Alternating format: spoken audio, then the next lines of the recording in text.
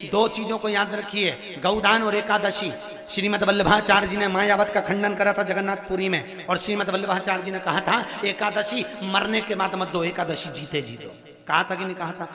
जीते जी दान करिए। इसलिए जगदीश में, जगन्नाथपुरी में एकादशी उल्टी लटकी हुई है। करें आपने दर्शन? जगदीश में एकादशी को उल्टा लटकाया, क्यों? क्योंकि वल्लभ ने कहा कि एकादशी जीते जी दो। कई पंडितों कहते हैं तुम्हारे दादाजी मर गए, जब 12वें का दिन होता है ना तो पंडित जी संकल्प छुड़ाते हैं, दो एकादशी। बड़े बेटे ने 5 दे दी, छोटी बहू ने 3 दे दी, उसने 2 दे दी, उसने 2 दे दी, तो क्या तुम्हारे दादाजी भिखारी थे जो तुम्हारी एकादशियां लेकर जाएंगे? और तुम कौन होते हो दादाजी को एकादशी देने वाले? तुमने कौन सा इतने पुण्य कर लिए जो तुमने एकादशी दे दी? एकादशी के दान की महत्वता श्रीमद् वल्लभाचार्य जी ने कहा कि कोई व्यक्ति अगर खटिया पर सड़ रहा है, पलंग पर तड़प रहा है, हॉस्पिटल में पड़ा हुआ है, तो निवेदन है कि उसको देखने जाओ तो अपनी करी हुई एकादशी में से 2 एकादशी का दान उसको तुरंत दे दो। क्यों? तो जिससे उसको मोक्ष मिल जाए, मरने के बाद नहीं। क्योंकि मरने के बाद तो वो 10वें के दिन, गरुड़ पुराण में लिखा है 10 दिन तक जीवात्मा घर की अटारी पे रहती है। कितने दिन? 10 दिन। 10 दिन के बाद जीवात्मा चली जाती है। कहां जाती है? उसको जहां जाना है। 3 दिन में उसको भोग भोगना पड़ता है जीवात्मा को। 3 दिन नरक का भोग भोगती है, उसके बाद स्वर्ग का भोग भोगती है। 18 दिन में ये प्रोसेस पूरी हो जाती है। कितने दिन? 18 दिन। 18 दिन के बाद में उस जीवात्मा को धान के खेत में पटका जाता है। किसके खेत में? धान के, चावल के खेत में। इसलिए कहते हैं एकादशी के दिन चावल मत खाओ। कहते कि नहीं कहते? और क्या कहते हैं? द्वादशी के दिन चावल खाना जरूरी है। एकादशी का पालना करना है तो द्वादशी को चावल का 1 ग्रास खाओ, तब द्वादशी को चावल खाओगे तो एकादशी लगेगी। चावल नहीं खाओगे तो एकादशी नहीं लगेगी। द्वादशी को चावल खाना जरूरी है। क्यों कहते हैं? क्योंकि धान के खेत में जीव को छोड़ा जाता है, उस धान के खेत में, चावल के खेत में जीवात्मा रहती है। उसको चिड़िया खाती है तो चिड़िया के रूप में जन्म लेता है, मनुष्य खाता है तो मनुष्य के रूप में जन्म लेता है। इसलिए एकादशी के दिन चावल नहीं खाया जाता, क्योंकि एकादशी के दिन हम चावल खाएंगे तो जीव हत्या का दोष लग जाएगा। फिर कब खाना है? द्वादशी के दिन। द्वादशी के दिन क्यों खाया जाता है? क्योंकि हम एकादशी के व्रत करे रहते हैं, और पहला घासा जब चावल का खाते हैं तो अपनी करी हुई एकादशी का पुण्य जितने जीव हमारे मुंह में जाते हैं उनको उसका पुण्य मिल जाता है, और उनका फिर जन्म नहीं होता, वो तर जाते हैं, उनको एकादशी का भाग मिल जाता है। इसलिए कहते हैं एकादशी को चावल मत खाओ, पर द्वादशी को दूध लक्ष्मी की वृद्धि कराता है, दही परिवार को एकत्रित करता है, शहद रोग बीमारी को दूर भगा देता है, घी घृत वंश की वृद्धि कर देता है। कोई घात मनुष्य के लिए आ रही है, कोई घात आ रही है, उसको रोक देता है।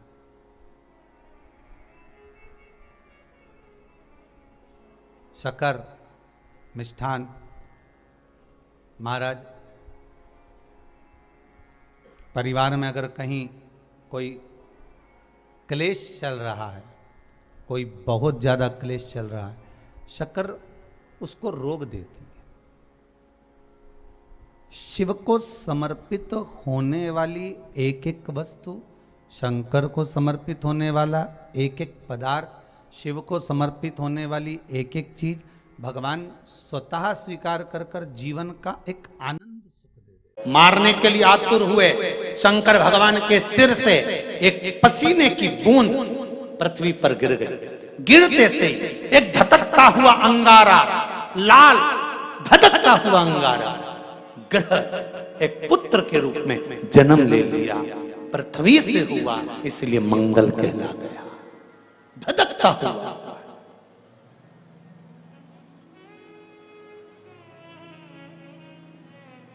पर अंधकासुर अभी नहीं मरा है, अंधकासुर की मृत्यु अभी नहीं हुई है।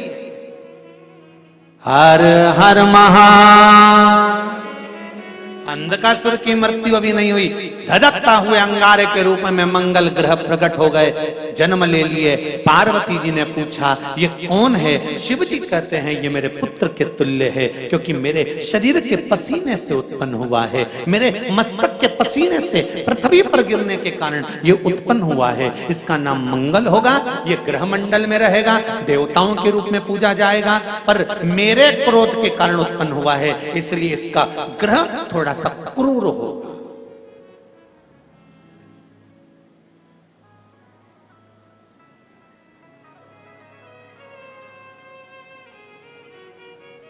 एक बात बहुत ध्यान से सुनिएगा,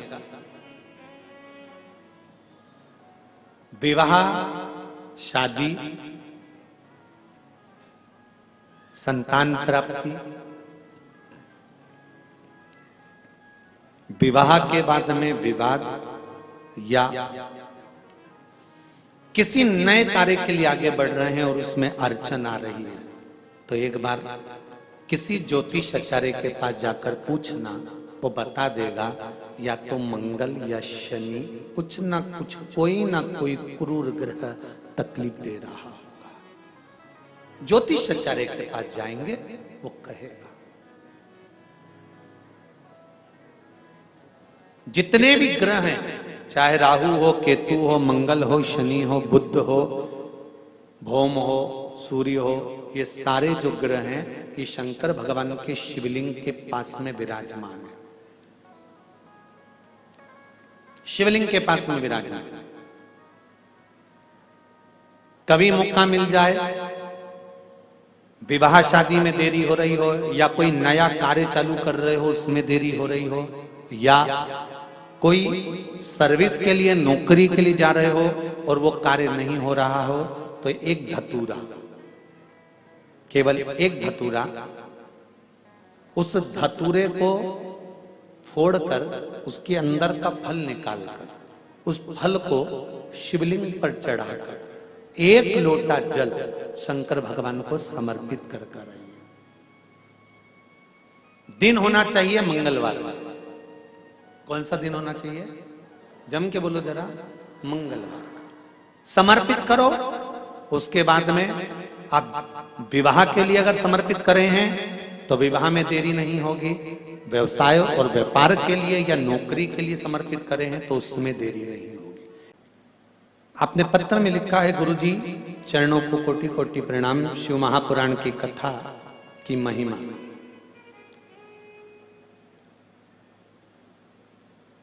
क्या क्या बताऊं? शिव पंचायत कथा से हमने, जो शिव पंचायत कथा हुई थी, आप लोगों ने भी टीवी पर श्रवण करी होगी, उस कथा से हमने सुना था। उस समय पर हमने एक बोर डालते समय का उपाय करने से हमने बोर करवाया और उसमें पानी की मात्रा नहीं थी, तो वो उपाय करा। बाबा की कृपा से पानी 85 फीट को आ गया। 5 बेलपत्र पानी के तांबे के लोटे का डालकर धतूरे वाला प्रयोग का स्मरण किया और शिव की कृपा से वो जल 85 फीट पर अच्छा मीठा जल प्राप्त हो गया। ये शिव की कृपा है। बैठिए रेड्डी जी, बैठिए। हर हर महादेव। श्री डी सारिका डी शंकर संगार रेड्डी तेलंगाना से। ये शिव की उपासना, ये शंकर की करुणा। आप अगर दिल से कर रहे हैं कोई उपाय,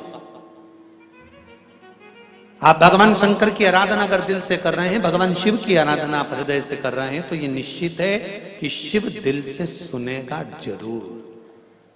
तेरा ही दिया मैंने खाया पिया है, तेरा शुक्रिया। इतना सुंदर प्रश्न है। एक बार माता पार्वती जी ने शिव जी से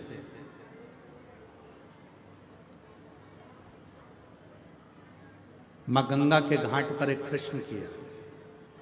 थोड़ा सावधानी से सुनिएगा इस प्रश्न को। पार्वती जी भगवान शिव से एक प्रश्न कर रही हैं गंगा जी के घाट पर। बाबा, मेरे मन में थोड़ा सा संशय है, उस संशय को मिटा दीजिए।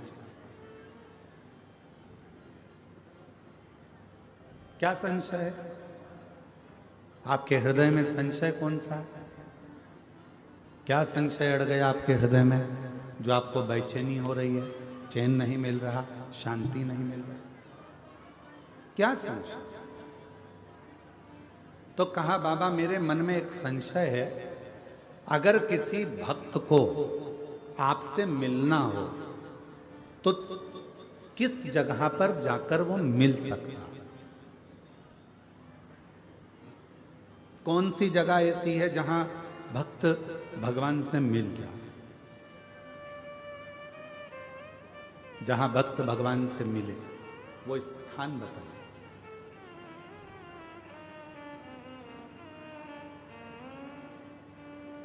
जैसे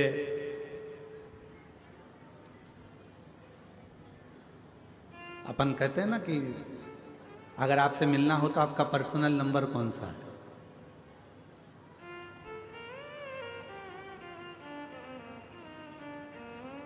हमें अगर फोन करना है तो आपका पर्सनल नंबर कौन सा हो सकता है? तिवारी जी, विजय प्रसाद तिवारी जी, आपका पर्सनल नंबर कौन सा है? नंबर ही नहीं है तो जो साथ रहते हैं उनका तो होगा। शंभू बड़े सरल है, बड़े साथ। तो कहते हैं किसी से अगर मिलना हो तो उसका पर्सनल नंबर पूछा जाता है कि आपका पर्सनल नंबर कौन सा है। अगर हमें बात करना हो, बहुत जरूरी बात हो, तो आपका नंबर मिल सकता है, प्राप्त हो सकता है।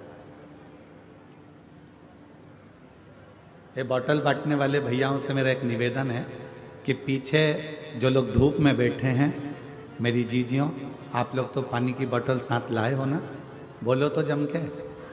तो जो पीछे धूप में बैठे हैं उनसे निवेदन है कि यहाँ बाटल ना देकर जो वनवासी आदिवासी क्षेत्र के मेरे बहन भाई धूप में बैठे हुए हैं, आप उनको बाटल दीजिए पानी की और उनको प्रदान करें।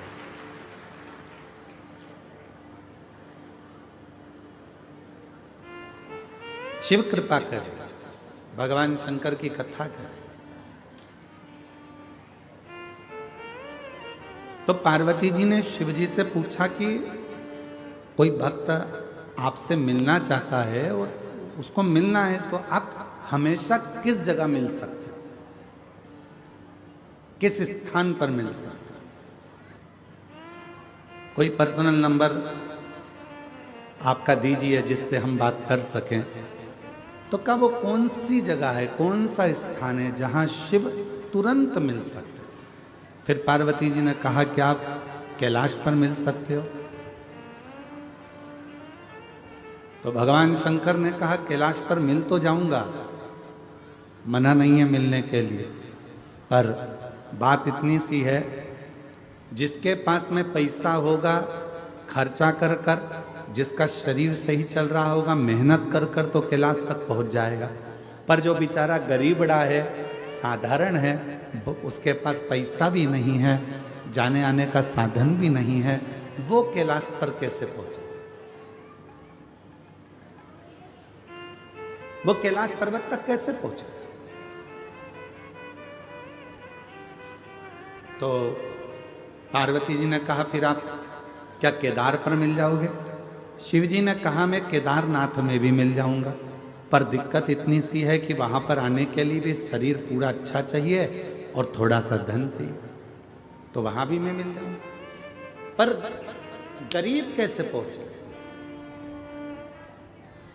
ये जो अपना वन नहीं छोड़ सकते, ये अपना आदिवासी वनवासी क्षेत्र के जो भक्त हैं, आदिवासी वनवासी क्षेत्र के जो मेरी बहन हैं, आदिवासी वनवासी क्षेत्र के मेरे जो जीजा हैं, जो मेरी बेटियां हैं, बेटे हैं, जो मेरे बुजुर्ग माँ बाप हैं, वो अपना वन नहीं छोड़ सकते, जो अपना जंगल नहीं छोड़ सकते, वो आपसे कैसे मिले? फिर वो केदारनाथ भी नहीं जा सकते, वो कैलाश धाम भी नहीं जा सकते, वो विश्वनाथ भी नहीं जा सकते, वो सोमनाथ भी नहीं जा सकते, वो अमरनाथ भी नहीं जा सकते। तो इनके लिए कोई सरल साधन बता दो कि प्रभु मैं आपसे पूछना चाहती हूँ, कोई ऐसा नंबर बता दो जिससे तुरंत इनसे मिलना हो जाए, आपसे मिलना हो जाए।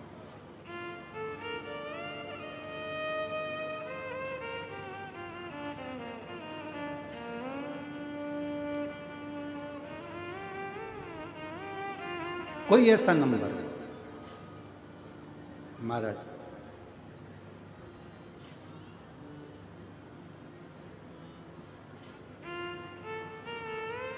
शिव जी मौन होकर बैठ गए। भगवान देवती मौन, कुछ बोले। फिर पार्वती जी ने कहा, बताओ ना, कैलाश पर साधारण व्यक्ति नहीं पहुंच सकता, केदार पर नहीं पहुंच सकता, काशी नहीं पहुंच सकता, कोई ऐसी जगह बता दो जहां पर आप तुरंत मिल जाएं। तब भगवान शिव जी ने कहा, पार्वती अगर मुझे तुरंत पाना है, एक क्षण में मुझे चाहिए, तो अपने दिल में मुझे झांक कर देखना प्रारंभ कर दो। मैं तुम्हारे हृदय में विराजमान, मैं अपने हृदय के दिल में।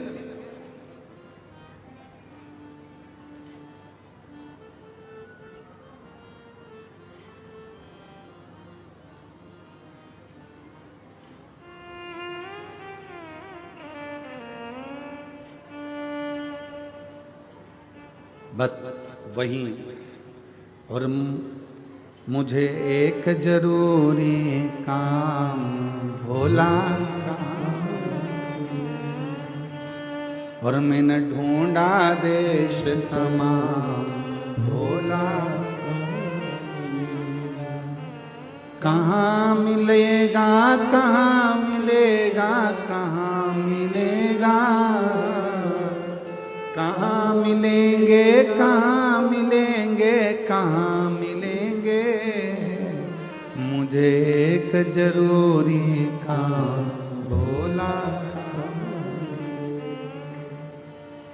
मैंने ढूंढा देश तमाम भोला, कहाँ मिलेगा, मुझे एक जरूरी काम भोला,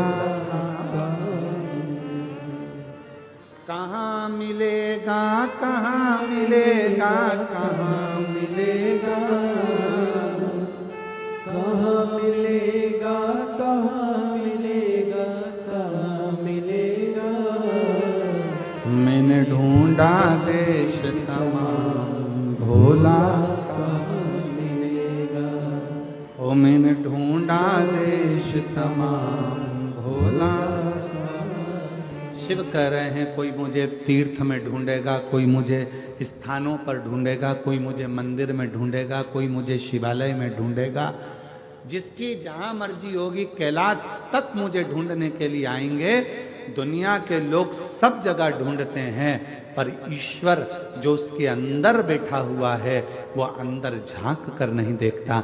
जिस दिन वो अंदर झांकेगा, अंदर झांकने के लिए, अपने भीतर खोजने के लिए क्या करना पड़ेगा? तो कहा, किसी एकांत में बैठकर, कहीं एकांत में बैठकर जब आप शंकर के ओम नाद को करोगे तो वो भीतर से प्रकट होकर तुम्हारे सम्मुख में आकर खड़ा हो जाए। जरा उत्तर दीजिएगा आप लोग सभी। तुम्हारे घर में 50,000 रुपए हैं,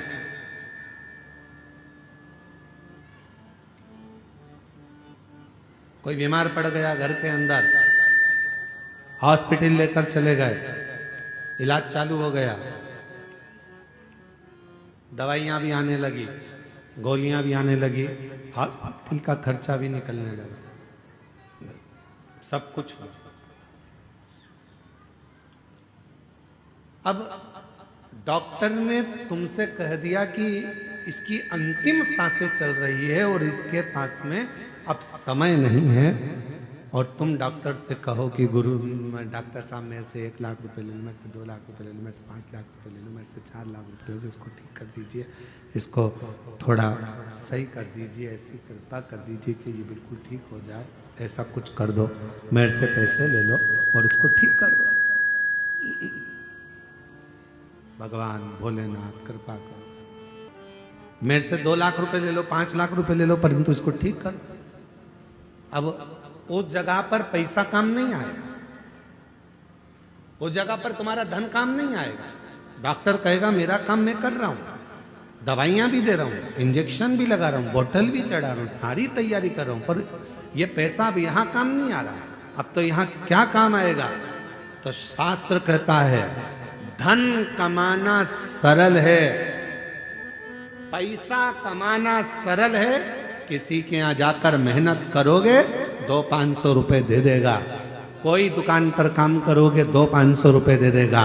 हमाली करोगे 200-500 रुपए मिल जाएगा। शिव महापुराण की कथा कहती है पैसा कमाना सरल है, पर पुण्य कमाना दुनिया का सबसे कठिन काम है। सबसे कठिन काम है पुण्य को कमाना। क्यों? अंतिम समय में, प्राण छूटने के समय में, हॉस्पिटल में, सब हॉस्पिटल के बाहर होंगे। बेटा बाहर, बहू बाहर, रिश्तेदार बाहर, नातेदार बाहर, भाई बाहर, बहन बाहर, बेटी बाहर, दामाद बाहर, बेटा बहू सब बाहर। हॉस्पिटल के अंदर जब मशीनें लगाई जाएगी, अकेले पलंग पर आईसीयू में पड़े होगे, वेंटिलेटर पर पड़े होगे, उस समय पर तुमने कितना पैसा कमाया वो वहां काम नहीं आएगा। उस समय पर अंतिम बिंदु में काम आएगा कि तुमने अपनी जिंदगी में पुण्य कितना कमाया। वो पुण्य तेरे सामने आकर खड़ा हो जाएगा और वो पुण्य तुझे श्वास देना प्रारंभ कर। पुण्य, पैसा कमाना कठिन नहीं है मेरी बहनों, मेरे जीजाओं, मेरी जीजियों। पैसा कमाना सरल है। यहाँ छत्तीसगढ़ का हमको नहीं मालूम, हमारे मध्य प्रदेश का मालूम है हमको। मध्य प्रदेश में हमारे यहाँ जो गरीबी रेखा के अंतर्गत आते हैं उनको गेहूं फ्री मिलता है, कम शुल्क में शक्कर मिलती है, कम शुल्क में, निःशुल्क, कम पैसे में, थोड़े बहुत पैसे में उनको गेहूं मिलता है, उनको शक्कर मिलती है, उनको तेल मिलता है। यहाँ मिलता है? अरे बोलो तो जम के, आवाज नहीं आई, और जम के बोलो। मिलता है। झोला लेके तुम सीधे दुकान पर पहुंच गई, जहां पर मिलता है वहां पहुंच गई, वो दे देगा क्या तुमको? जम के तो बोलो, नहीं देगा। क्या कहेगा? डायरी ला। वो कौन सा एक डायरी होती, पीली पीली है, परमिट, आधार कार्ड, राशन कार्ड। हाँ, परंतु राशन कार्ड भी पीला और लाल ऐसा कुछ चलता है कि वो उसी पे दवाई की व्यवस्था होती है, उसी पे फ्री में इसकी व्यवस्था होती है, ऐसे ही ना कुछ। तो वो कार्ड लेकर जाओगे तो तुमको फ्री में चावल मिल जाएगा, धान मिल जाएगी, फ्री में शक्कर मिल जाएगी, फ्री में तुमको तेल मिल जाएगा। वो कार्ड तुम्हारे पास में होना चाहिए। और अगर कार्ड नहीं है, कार्ड है तो हॉस्पिटल में भी तुमको पूरी व्यवस्था मिल जाएगी। कार्ड है तो इतने लाख तक की तुम्हारी बीमारी का खर्चा सरकार उठाएगी। क्यों? कार्ड है तो तुम्हारी बीमारी का खर्चा भी सरकार उठाती है। कार्ड है तो तुम्हें खाने को भी देती है, कार्ड है तुम्हें पीने को भी देती है, कार्ड है शक्कर भी देती है, कार्ड है तो तेल भी देती है, कार्ड है तो पानी फ्री, कार्ड है लाइट फ्री। उसी तरह जैसे तुम्हारे पास कार्ड है तो सारी व्यवस्था सरकार करती है, उसी तरह तुम्हारे मुख में श्री शिवाय नमस्तुभ्यम है तो पूरी व्यवस्था महादेव करते हैं। पूरी व्यवस्था महादेव करते हैं। तुम्हारे पास कार्ड है, व्यवस्था मिल जाए, कार्ड है, व्यवस्था मिलेगी। जो समझदार हैं, जिनके घर में मोटरसाइकिल भी है, 4 व्हीलर है, तो भी उनने कार्ड बनवा रखा है। बोलो तो नहीं जीजिए, सही है कि गलत है?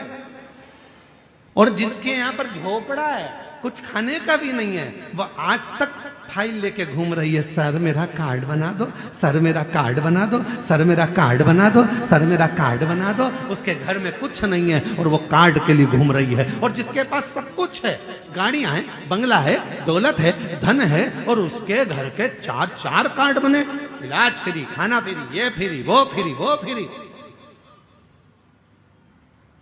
वो तड़प रही है कार्ड के लिए। उसी तरह